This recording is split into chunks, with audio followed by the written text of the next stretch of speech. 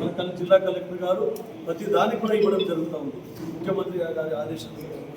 దాంట్లో భాగంగానే గతంలో 10 సంవత్సరాల నుంచి ఇక్కడ కస్తూర్బా స్కూల్స్ కానీ లేకుంటే రెసిడెన్షియల్ స్కూల్స్ గురుకులాలు కానీ ఇక్కడ రిపేర్ కూడా చూసుకోలేదు. కానీ ఇప్పుడు మా ప్రభుత్వం వచ్చిన తర్వాత ఒక్కొక్క కస్తూర్బా స్కూల్కి కనీసం 30-40 లక్షల రూపాయలు కేటాయించి రిపేర్ చేయడం జరిగింది. రెసిడెన్షియల్ స్కూల్స్ ఎస్సీ రెసిడెన్షియల్ కానీ ఎస్టీ రెసిడెన్షియల్ కానీ వాటికి 50 లక్షల రూపాయలు ఇచ్చి వాటికి కూడా రిపేర్ చేయడం జరిగింది. అంటే సిఎస్ఆర్ ఫండ్స్ మన మొన్న డ్రింకింగ్ వాటర్ గురించి డిఎంఎఫ్టీ ఫండ్స్ అన్ని నియోజకవర్గాలకు ఇంకా అక్కడ మెదక్, ఇక్కడ అందోలు, నారాయణఖేడ్, జైరాబాద్ అన్ని నియోజకవర్గాలకు కూడా తాగునీటి గురించి డిఎంఎఫ్టీ ఫండ్స్ కేటాయించడం జరిగింది. ఇక నిమ్స్ గురించి అయితే సోదరుడు ఎంపీ గారు చెప్పడం జరిగింది. ఇక బసవేశ్వర కాళేశ్వరం గురించి నేను ఒక 2 మాటలు చెప్పదలుచున్నాను. బసవేశ్వర ప్రాజెక్టు మనకు వచ్చింది ఎప్పుడంటే ఇక జియో బిల్లు చూపిస్తాను మీకు. 23 సెప్టెంబర్ 2021 నాడు బసవేశ్వర ప్రాజెక్టు గురించి జియో తీసుకురావడం జరిగింది. అది కూడా జియోకి ఏమైనా దానికి ప్రాజెక్ట్కి ఏం నిధులు కేటాయించలేదు. దానికి నాబార్డు ద్వారా రుణం తీసుకోవాలని చెప్పేసి 1700 కోట్ల రూపాయలు నాబార్డు ద్వారా రుణం తీసుకొని ఏర్పాటు చేయాలని చెప్పడం జరిగింది. ఇది నేను అనుకుంటే Jio number 37 Jio number 37. So దీంట్లో మనకి ఏం చేసారు, బసవేశ్వర సంగమేశ్వర గురించి అష్యూర్డ్ వాటర్ అనేది లేదు, మనకు నీళ్లు అనేది వాళ్ళకి కేటాయించలేదు, తర్వాత బడ్జెట్ కేటాయించలేదు. ఒకటి ఏం చెప్పాను, 19A ప్యాకేజ్ ఏదైతే కాళేశ్వరం ప్రాజెక్ట్ ఉందో 19A ప్యాకేజ్ కంప్లీట్ అయితే సింగూరులోకి నీళ్ళు వస్తాయి. ఆ నీళ్ళ ద్వారా 12 TMCలు ఏమో సంగమేశ్వరకి, 8 TMCలు బసవేశ్వరకి ఇచ్చి సుమారు 4.5 లక్షల ఎకరాలకు నీళ్ళు ఇవ్వాలని చెప్పేసి ప్రతిపాదనలు పెట్టడం జరిగింది. కానీ వాళ్ళకి చిత్తశుద్ధి లేదు. 19A ప్యాకేజ్ ఇప్పటి వరకు కూడా సర్వే చేపట్టలేదు, ₹1 కూడా 19A ప్యాకేజ్ కేటాయించలేదు. అంటే ఎంత చిత్తశుద్ధి ఉన్నదో అర్థం చేసుకోండి. కాళేశ్వరం ఫెయిల్ ఉన్నది, పోనీ దీనికి బసవేశ్వర దానికి కూడా ఏదో తూతు మంత్రంగా ప్రభుత్వం నుంచి ఫండ్స్ కేటాయించి ల్యాండ్ అక్విజిషన్ ఒక్కటి చేసారు. ఇక్కడ బోరించాని విలేజ్లో కొంచెం నాకు ఇంటెగ్రల్కి ల్యాండ్ అక్విజిషన్ పెట్టడం జరిగింది తప్ప కెనాల్స్కు బడ్జెట్ కేటాయించలేదు, దేనికి కూడా బడ్జెట్ కేటాయించలేదు. అయితే ఈ సింగూరు ఈ బసవేశ్వర ప్రాజెక్టు కూడా ఏదైతే ఉందో మాకు 1,60,000 ఎకరాలకు నారాయణఖేడ్కు నీళ్ళు ఇవ్వాలని చెప్పేసి, కానీ నీళ్ళు కానీ అష్యూర్డ్ వాటర్ లేదు. మరి మనకి ఎక్కడి నుంచి ఇస్తారని చెప్పేసి అంటారు. మన ₹1 కూడా దానికి బడ్జెట్ కేటాయించలేదు.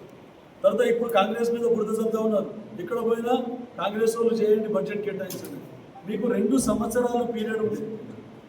చెప్పిన ప్రకారము 2021 నుండి 2023 డిసెంబర్ వరకు మనకు మీరే ప్రభుత్వంలో ఉండి అప్పటి వరకు ఒక 2 నెలలు ముందనుకున్నాం ఎలక్షన్లు వచ్చే వరకు, నోటిఫికేషన్ వచ్చే వరకు.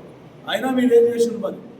మరి మీరు ఎందుకు చేయలేదు? 2 సంవత్సరాలు మీ ప్రభుత్వం సోనియా గాంధీ ఇచ్చినప్పుడు మిగులు బడ్జెట్ ఉన్నటువంటి రాష్ట్రం మాకేమో చిప్ప చేతికిచ్చిపోయారు. మొత్తం మాకు 7.5 లక్షల కోట్ల అప్పు చేసిపోయారు. అయినా కూడా ఖర్చులు తగ్గించుకొని బడ్జెట్ సమకూర్చుకొని ప్రతిదీ కూడా మేము నెరవేర్చుకుంటూ వస్తాము. సోదరుడు ఎంపీ గారు చెప్పినట్టు, ఎందుకంటే వారు పార్లమెంట్ సభ్యులు 7 నియోజకవర్గాలు, మేమందరం అడిగినాం. గౌరవ మంత్రివర్యులు దామోదర్ రాజనరసింహ గారు మేమందరం అక్కడ ప్రతిపాదనలు ముఖ్యమంత్రి గారు దృష్టికి తీసుకొచ్చిపోయినాం. ఎందుకంటే కాళేశ్వరం నుండి ఆల్రెడీ నిజాం సాగర్కు 32 TMCల నీళ్లు కేటాయించడం జరిగింది. ఇప్పుడు కొండపోచమ్మ నుండి నీళ్లు పోతా ఉన్నాయి నిజాం సాగర్ అంతివాగు ద్వారా. సో మేము రిక్వెస్ట్ చేసింది ఏంటంటే, సింగూరు నుండి 8 TMCలు ఏదైతే నిజాం సాగర్ వదులుతామో ఆ 8 TMCలు మాకు సింగూరుకే ఉంచితే ఈ బసవేశ్వర ప్రాజెక్టు మనకు వయబిలిటీ వస్తుంది. సంగమేశ్వరంకు కాళేశ్వరం నీళ్ళు వచ్చిన తర్వాత అయినా సరే, కానీ కనీసం ఈ బసవేశ్వర టేకప్ చేస్తే 8 TMCల నీళ్లు మనకు సరిపోతుంది. మళ్ళీ గౌరవేశ్వర టేకప్ చేస్తే 8 TMCల నీళ్లు మనకు సరిపోతుంది.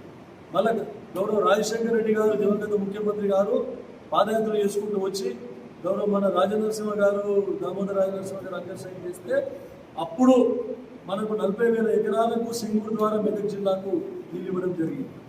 ధన్పూర్ కాకుండా సింగూరు ప్రాజెక్టు ద్వారా 40,000 ఎకరాలకు నీళ్ళు ఇస్తే అప్పుడు కాలువలకు 100 కోట్లు కేటాయించారు. మళ్ళీ మొన్న 160 కోట్ల రూపాయలు కేటాయించడం జరిగింది.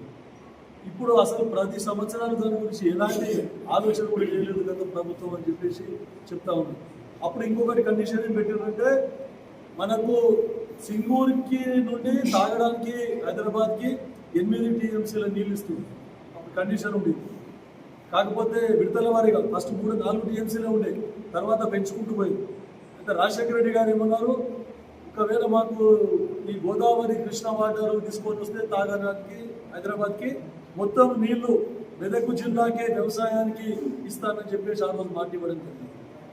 అయినా ఇది గోదావరి నీళ్లు కృష్ణా నీళ్లు జంట నగరాలకు వచ్చినప్పటికీ కూడా ఇంకా సింగూరు నుండి 8 టీఎంసీల నీళ్లు తీసుకొని పోతా ఉన్నారు.